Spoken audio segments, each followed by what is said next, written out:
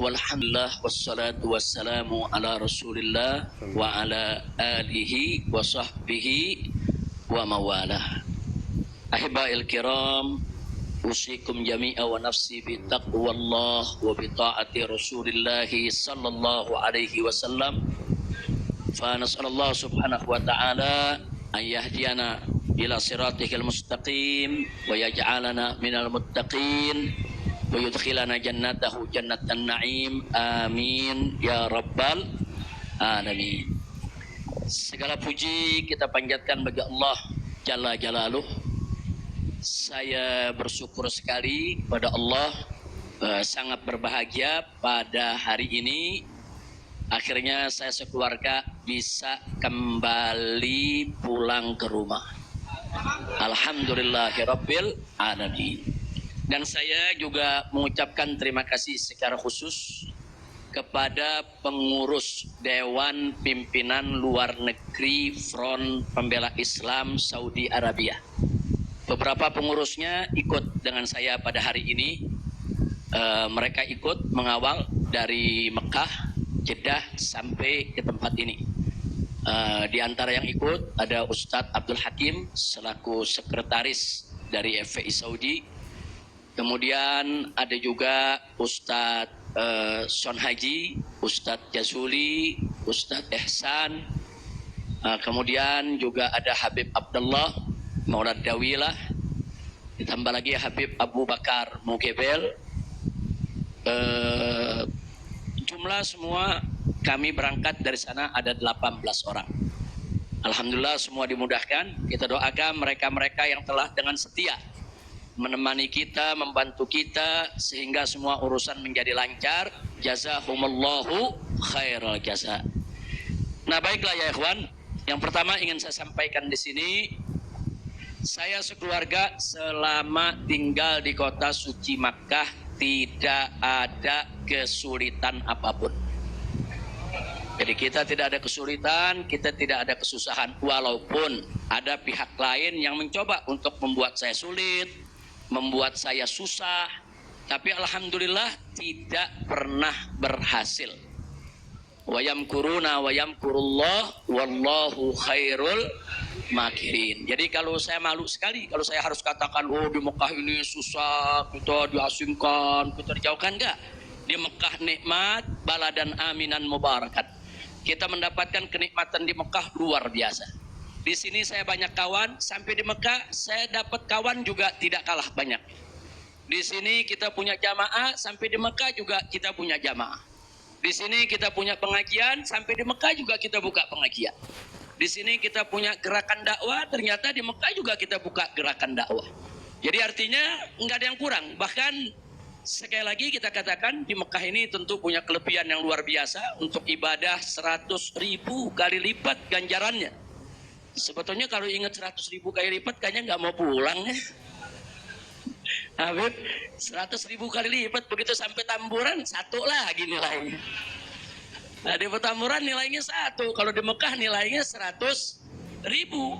Laulal wajibat dakwiyah, kalau tidak ada kewajiban dakwah di negeri ini, saya tidak akan tinggalkan Mekah. Kita cinta Mekah, Mekah luar biasa, satu negeri yang memang penuh keberkahan. Baladan aminan mubarakat. Jadi sekali lagi, selama kita di Mekah, alhamdulillah. Kalaupun ada sedikit tantangan-tantangan, sedikit kesulitan-kesulitan, tapi semua itu bisa atasi dengan mudah ya ikhwan. Nah baiklah. Kemudian yang perlu saya sampaikan juga ya ikhwan, di tempat ini kenapa muncul aneka ragam isya'at, yaitu isu-isu, gosip, rumor dan lain sebagainya. Katanya saya mau ditangkap lah, mau dideportasi lah, kemudian juga overstay lah dan seterusnya. Jadi yang ingin saya sampaikan di sini, ya saya memang overstay pada awalnya. Jadi sebulan sebelum visa saya habis, saya waktu itu mendapat pencekalan, tidak boleh pulang. Nah, tapi pencekalan tersebut bukan karena melanggar aturan, bukan karena melanggar ketentuan keimigrasian, bukan. Jadi kalau ada mengatakan karena ada pelanggaran, ada pidana, bohong. Saudara, itu hoax, bahkan itu fitnah. Jadi saya dicekal li asbabin amniyah. Itu ditulis dalam surat cekalnya. Li asbabin amniyah, karena alasan keamanan.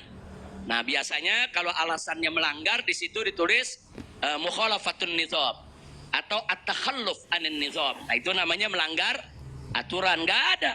Di dokumen saya tidak ada kalimat at-takhalluf anin nizam atau mukhalafatun qanun. Nggak ada. Yang ada adalah li asbabin amniyah, untuk alasan keamanan.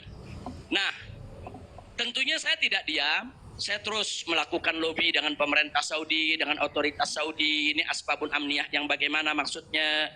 Kemudian kenapa saya tidak bisa keluar dan seterusnya. Ini terjadi pembicaraan yang cukup panjang ya, ikhwan. Tapi memang mereka sendiri mengaku. Jadi saya ini di sana diperiksa oleh Badan Intelijen Saudi, saya diperiksa oleh Dewan Keamanan Saudi, saudara. Nah, belakangan, saudara, kenapa saya diperiksa? Mereka mendapatkan laporan sampah dari negeri ini ya. Jadi mereka bilang ini zubalah. Nahnu nahsul alal maklumat kadzibah. Kita mendapat informasi yang bohong. Bahkan mereka bilang zubalah. Zubalah itu sampah ya, kawan. Informasi sampah tentang Anda. Jadi katanya saya ini buronan, melarikan diri, ada persoalan hukum yang saya hadapi. Saya ini katanya red notice. Kemudian ada lagi yang mengatakan kalau saya ini saudara orang politik yang selalu bikin keributan di mana-mana, nanti bahaya untuk keamanan Saudi. Nah, ini laporan-laporan semacam ini, saya tidak mau menuduh siapa yang melapor si A atau si B atau si C ya ikhwan. Tapi ini ada. Dan ini bukan laporan dari orang biasa. Kalau laporan dari orang biasa, saudara, nggak bakal dihiraukan oleh pemerintah Saudi. Ini tingkat negara. Ini bukan tingkat RT, bukan tingkat RW, ini tingkat negara. Negara Saudi mendapatkan laporan. Berarti yang memberikan laporan ini, saudara, ini tingkat tinggi juga. Nah, tapi ala kulli hal semua kita buktikan. Mereka bilang, apa betul? Anda ini punya kasus hukum. Ada 2 kasus hukum. Satu di Jakarta, satu di Bandung. Saya katakan kepada mereka, saya tidak punya kasus hukum. Mana buktinya? Saya punya SP3. SP3-nya saya terjemahkan ke dalam bahasa Arab. Kayaknya dalam sejarah nggak pernah ada SP3 diterjemahkan ke dalam bahasa Arab. Sebab kalau saya serahkan SP3, ya tentu kan polisi di sana nggak paham, intelijen di sana nggak paham apa isinya, apa maksudnya. Kita terjemahkan dalam bahasa Arab. Kita buat dokumen resmi, terjemah resmi. Jadi saya katakan, tuduhan apa yang Anda dapat dari pemerintah Indonesia? Oh, Anda ini melarikan diri dari Jakarta karena ada kasus hukum. Saya tunjukkan, ini SP3. Silakan Anda baca. Begitu mereka baca, mereka kaget. Oh, ini kan hukum sudah selesai. Kenapa kok masih dilaporkan Anda tetap bersalah? Jadi pemerintah Saudi sendiri yang menilai ya, Pak.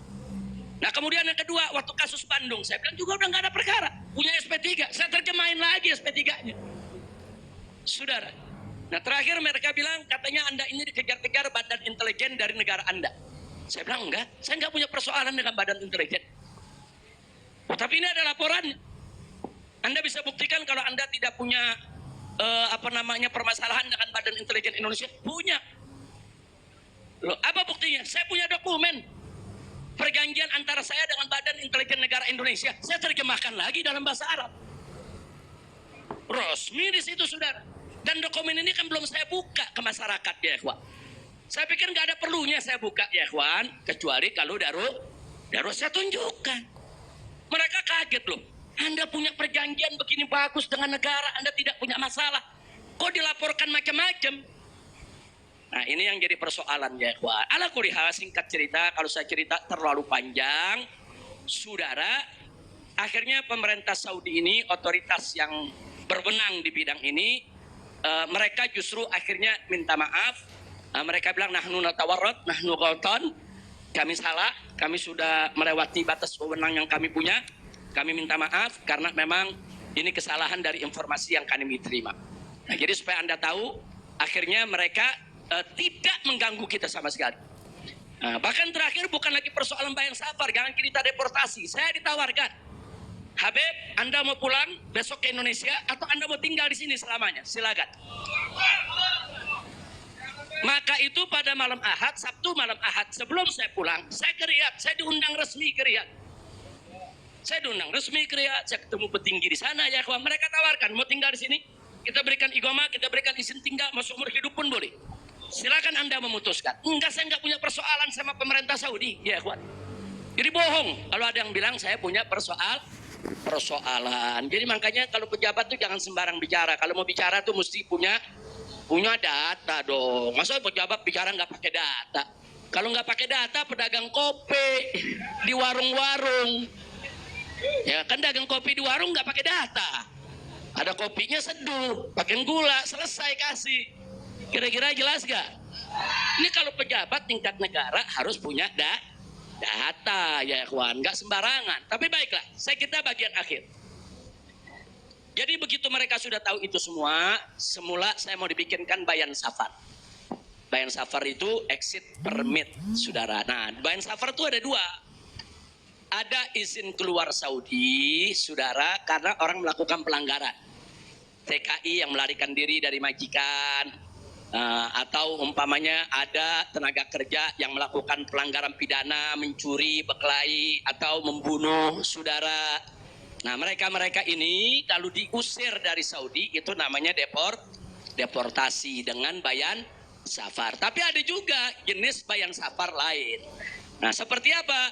Seperti orang yang mendapat suaka politik, itu kan perlindungan. Atau seperti orang yang dicekal politik, seperti yang saya alami. Itu bukan pidana. Atau seperti mereka yang kehilangan warga negara, seperti orang-orang Rohingya yang tinggal di Mekah. Itu mereka nggak punya warga negara, saudara. Tapi kalau suatu ketika mereka mau pulang ke negerinya, diberikan bayan safar kalau mereka mau pulang. Nah, kalau mereka nggak mau pulang, mereka dijamin silakan tinggal di Saudi Arabia. Nah, jadi ini namanya bayan safar. Tapi ternyata terakhir karena mereka menyadari saya tidak bersalah, ini yang menarik ya. Mereka sendiri yang mengatakan, ya Syekh, Anda tidak layak untuk dapat bayan safar. Karena kalau Anda dapat bayan safar, nanti catatan overstay-nya itu nggak hilang. Nah, jadi dalam dokumen keimigrasian kan ada overstay, itu nggak hilang. Nah, walaupun Anda tidak dicegah, tapi catatan itu kan jadi buruk. Anda nggak pantas untuk mendapat catatan buruk karena Anda tidak bersalah. Jadi saya tanya, lalu apa mau diberikan? Jadi dibatalkan itu bayan safar. Lalu apa mau diberikan? Kami perpanjang visa Anda. Jadi selama 2 tahun lebih, 3 tahun setengah itu ya kawan, seolah-olah saya punya visa umurnya 3 tahun setengah. Tidak ada overstay ya kawan. Nah, cuman pada saat mereka tanya, mau diperpanjangnya sampai kapan ya Syekh? Dia tanya, saya mau sebulan, mau 2 bulan lagi. Saya katakan enggak, saya mau pulang tanggal 9 insya Allah. Jadi cukup bayan safar, bukan bayan safar, tamdidnya cukup sampai tanggal 11 ya kawan. Nah, cukup tanggal 11, tanggal 9 insya Allah saya pulang. Nah, jadi ini yang perlu saya sampaikan sekaligus klarifikasi, bohong. Kalau ada mengatakan saya melanggar aturan di sana, saya dicari, saya mau dipenjara, bohong. Nah, dan saya sesalkan kalau kalimat-kalimat semacam itu keluar dari mulut pejabat ya kawan. Kira-kira jelas tidak? Paham semua? Baik. Nah, ternyata upaya mereka menggagalkan saya pulang, saudara, nggak berhenti sampai di situ. Nah, ada yang menarik, saudara. Saya sudah beli tiket, sudah pesan penerbangan tanggal 9. Tiba-tiba dari Indonesia ini ada yang membuat email atas nama saya. Namanya Habib Muhammad Rizik Syihab. Saudara, pakai foto saya. Email ini dikirim ke travel tempat saya memesan tiket. Nah, apa isi pesannya? Bahwa kami tidak jadi berangkat, mohon dibatalkan. Kami punya jadwal. Jadi ada upaya begitu. Ini bukan. Jadi ada yang bilang, ini kan cuma pura-pura jadi korban. Ini pura-pura playing victim. Enggak, memang benar mau dibatalkan ya, kawan. Tapi ala kulihat travelnya telepon langsung ke kita, apa betul Anda ingin membatalkan? Kita bilang enggak, ini ada email dari nama Anda. Saya katakan itu email palsu. Nah, ala kulihat tidak dibatalkan. Tapi enggak puas sampai di situ, ya kawan. Malam Ahad kemarin, malam Ahad yang lalu, pada saat saya ke Riyadh, ada gerakan lagi. Mereka membuat email atas nama travel tempat saya beli tiket. Nah, travel ini kan ngambil tiketnya ke bagian marketing Saudi ya, Pak. Ternyata kursi Saudi itu sudah diborong oleh marketing di Turki, di Istanbul. Jadi dibuatlah email atas nama travel, dikirim ke Istanbul. Minta supaya jadwal saya, istri dan 2 putri saya dibatalkan, dan dibatalkan. Nah, jadi malam Ahad itu sudah batal, saya punya jadwal ya, Pak. Tapi saya katakan kepada teman-teman pengurus FPI di Mekah, jangan diumumkan. Diam, kalau diumumkan ini nanti, kalau ini diumumkan ya ikhwan, padahal kita kan masih punya peluang untuk melawan itu. Kita masih punya peluang untuk memperbaharui. Kita masih punya peluang untuk beli tiket lain. Maka itu kita diam, tidak kita umumkan. Kalau yang pertama kita umumkan. Pembatalan yang pertama itu kita umumkan. Yang kedua tidak kita umumkan. Nah, tujuan saya kedua untuk tidak diumumkan apa? Supaya musuh-musuh, penjahat-penjahat, bajingan-bajingan yang membuat itu sudah merasa menang ya ikhwan. Dia kan merasa menang, ketawa-ketawa, udah batal lo. Besok kalau lo ke airport, begitu masuk ke counter, nama sudah tidak ada. Biarin aja dia senang ya ikhwan, nggak apa-apa, biar dia senang. Jadi sengaja kita biarkan. Nah, kemudian kita hubungi travel yang ada, kita minta untuk ganti kode booking. Nah, ada tambahan biaya, kita tambah biaya. Tetap kita minta tanggal itu untuk kita dapat kursi, dan kita dapat. Kita diam ya ikhwan. Kita nggak umumkan kalau kita punya tiket baru. Nah, ini kita tidak umumkan. Lancar semua. Tapi ternyata jebol juga informasi ke mereka kalau saya punya tiket baru ya ikhwan. Lalu apa yang terjadi? Pesawat berangkat jam 7. Dari jam 11 siang saya sudah kirim orang untuk check-in. Jam 2 kita sudah full semua, kita sudah dapat check-in. Barang sudah masuk. Tiba-tiba jam 4 sore di airport dapat panggilan, saya punya putri yang satu tiketnya batal. Ini permainan gila-gilaan ini ya, Pak. Nah, kita tanya, kita konfirmasi ini bagaimana bisa batal ini? Ya alasannya katanya ada ATM palsu lah, ada orang mengaku bahwa ATM-nya dipakai lah, duitnya dicuri lah, dan lain sebagainya. Tapi tujuan dia, kalau saya punya putri itu batal, saya nggak bisa berangkat. Kenapa? Karena saya kafilnya. Nah, peraturan di Saudi nggak boleh kafil keluar. Saya ini kafilnya kalau anaknya tidak keluar. Kalau anak istri keluar, saya tidak keluar masih boleh. Tapi kalau saya keluar, sementara anak istri tidak keluar, nggak boleh. Itu peraturan di Saudi. Jadi sekarang dia batalkan satu supaya saya nggak ikut berangkat ya, kawan. Nah, jadi ini terjadi. Nah, jam 4 sore itu kita berkutat. Tapi alhamdulillah, saudara, otoritas Saudi bantu kita. Mereka juga terkaget-kaget. Oh, ini ada apa ini? Kok pembatalan bisa begini? Mereka nggak pernah alami ini semua ya, kawan. Nah, akhirnya jam 5 sore semua bisa teratasi. Jam 6 sore kita sudah masuk ke ruang tunggu dan jam 7 kita sudah bisa berangkat. Alhamdulillah. Nah, di sini yang saya ingin sampaikan ya, kawan. Kalau Allah sudah menentukan kita pulang, mau kekuatan apapun yang mencoba untuk menghalangi tidak akan pernah mampu untuk melawan kehendak Allah. Alhamdulillah.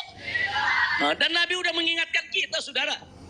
Sudah mengingatkan kita dari jauh-jauh hari, hatta manusia dan jin ini bersatu untuk memberikan manfaat kepada engkau, tidak akan pernah bisa kecuali manfaat yang sudah ditetapkan oleh Allah. Begitu juga saudara, manusia dan jin rame-rame bersatu untuk mencelakakanmu. Saudara, tidak akan pernah kamu bisa celaka kecuali sesuatu yang sudah ditetapkan oleh Allah. Maka itu saya mengajak semua di sini belajar dari ini semua. Saudara, dekatkan diri kepada Allah, tingkatkan tawakal kita, jangan takut dengan orang-orang yang ingin berbuat jahat kepada kita semua. Nggak usah khawatir. Wa yamkuruna wa yamkurullah wallahu khairul. Makin tancapkan dalam diri kita la haula wala quwwata illa billahil aliyil azim. Tancapkan itu ya kawan. Jangan pernah takut. Nah, buktinya akhirnya kita bisa pulang. Alhamdulillah. Hada min fadli rabbi liyabluwani ashkur am akfur ya kawan. Dan memang kemarin itu pada saat saya ke imigrasi Saudi, mereka juga bingung. Karena ini bukan urusan imigrasi, tapi ini otoritas keamanan nasional Saudi.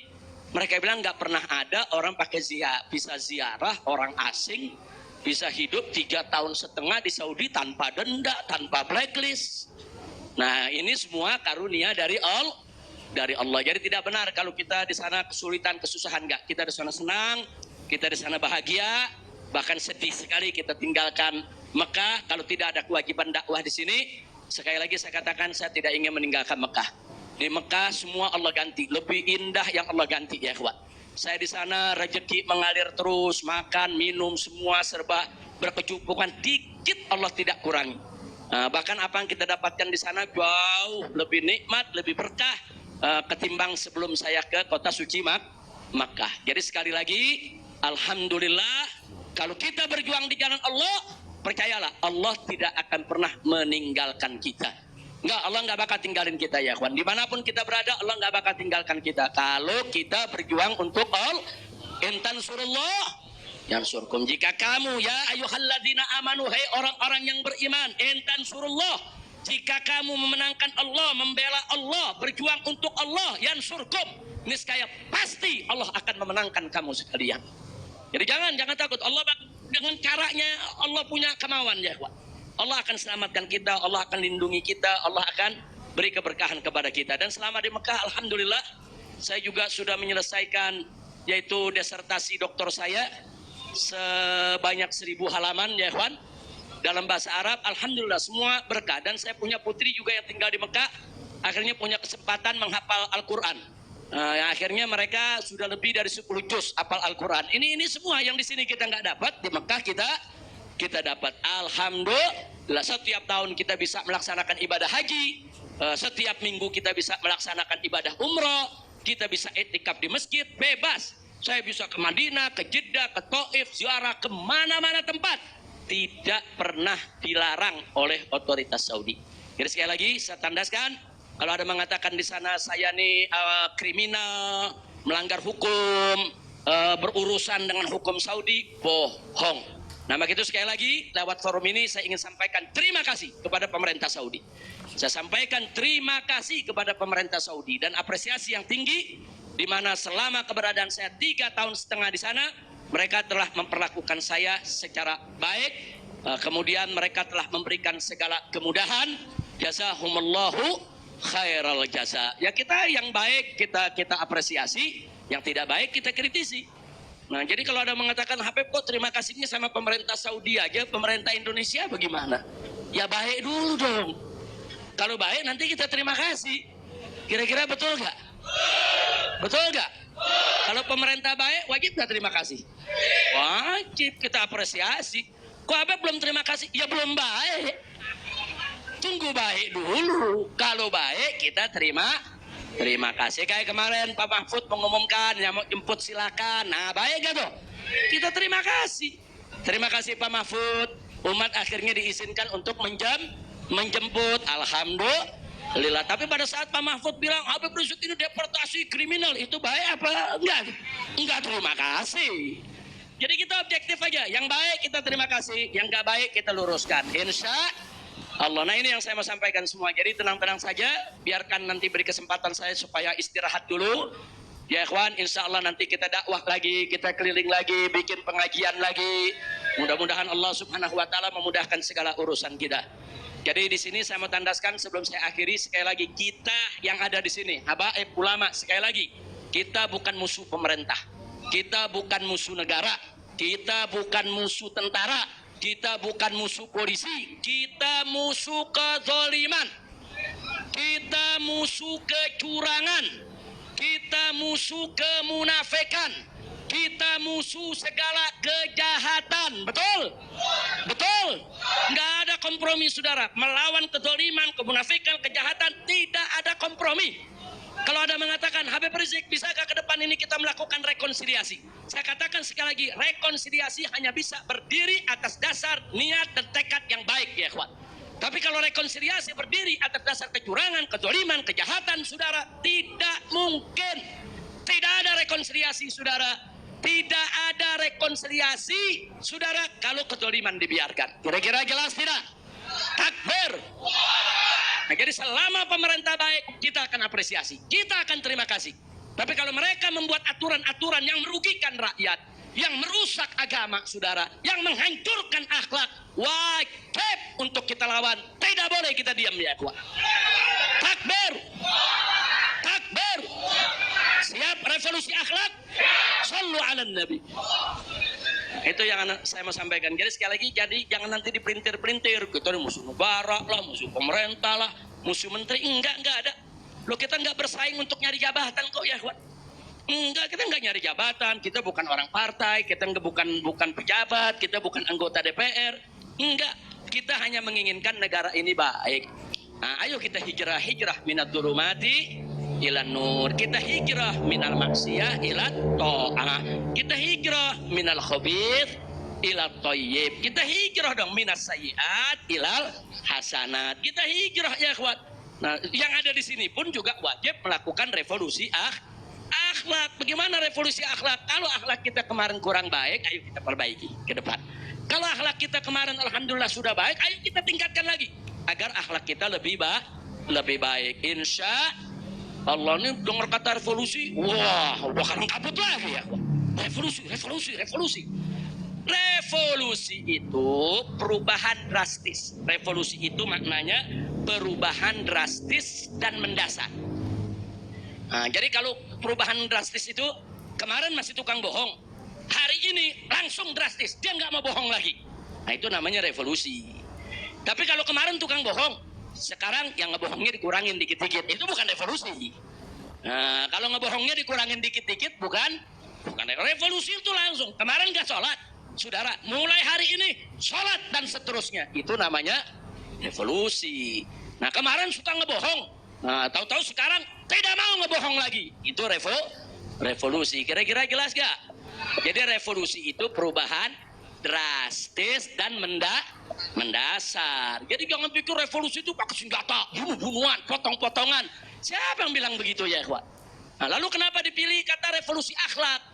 Kenapa bukan revolusi moral, revolusi budi pekerti, revolusi mental? Saudara, karena kata akhlak itulah yang dipakai oleh Nabi kita Muhammad Sallallahu Alaihi Wasallam. Nggak ada kata yang lebih baik kita pilih kecuali kata yang digunakan oleh Nabi Muhammad Sallallahu Alaihi Wasallam. Kalau kita mau tahu siapa itu bapak revolusi akhlak di dunia, ya Nabi kita. Nabi kita itu pejuang revolusi akhlak. Nabi kita itu pahlawan revolusi akhlak. Nabi kita itu saudara yang meletakkan dasar-dasar revolusi akhlak. Sebagaimana Nabi sabdakan dalam hadisnya, Inna ma bu'ithu liutammima makarimal akhlak. Nah, jadi karena Nabi yang menggunakan kata akhlak, ya kita lebih suka pakai istilah Kenapa nggak pakai mental? Karena kata mental dipakai sama Karl Marx. Ya, Karl Marx yang pakai, gembongnya komunis, makanya saya nggak mau pakai, ya kawan. Kecuali kalau Nabi pakai kata mental, saya pakai mental. Kalau Nabi pakai kata budi pekerti, saya pakai budi pekerti. Nabi pakai kata apa? Akhlak. Berarti kita perlu pakai kata apa? Siapa suri tauladan kita? Siapa contoh kita? Shallu ala nabi. Muhammad sallallahu alaihi wasallam. Kira-kira jelas gak? Paham semua? Alhamdulillah. Saya pikir itu yang bisa saya sampaikan. Terima kasih banyak. Jangan semua diborong di sini. Nah, kan kita masih mau ceramah di mana-mana. Bandung udah main pesen aja, Beb, di Bandung, Beb. Nah, insya Allah nanti kita ke Bandung, kita ke Madura, kita ke Lombok, kita ke Aceh, kita ke Pontianak. Kita akan keliling semua untuk terus melanjutkan dakwah. Ustadz Maher, Medan, sallu ala nabi. Alhamdulillah ada Ustadz Maher di belakang. Ustadz Maher mestinya duduk di depan, Ustadz. Nah, Lampung insya Allah, Palembang insya Allah. Nah, ini Habib Hamid bilang jangan jauh-jauh dulu, Pondok Rangon Jakarta. Al-Jiran Ahad katanya. Khair insyaallah, kita lihat, mudah-mudahan saya sehat walafiat. Dan tadi saya minta maaf, ada sempat kecapean kita. Akhirnya saya turun, saya nggak bisa lagi berdiri. Sempat tidur 10 menit itu di bawah, nggak kuat karena dehidrasi. Itu terlalu haus, terlalu capek ya kawan. Tapi alhamdulillah setelah 10-15 menit kita bisa berdiri lagi. Alhamdulillah. Nah, itu saja yang bisa saya sampaikan. Jazakumullah khair wa jaza. Hanif bawain ke sini. Maulana Maulan Siwa. Bacanya tapi jangan diulang-ulang. Intinya jaga jarak. Ya. Allah Allah Allah Allah malana maulan siwa Allah